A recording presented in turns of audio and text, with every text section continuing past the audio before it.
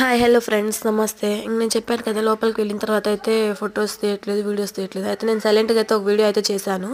అందులో కూడా కొన్ని ఫొటోస్ తీసాను అన్నమాట. అవి కూడా అప్లోడ్ చేశాను.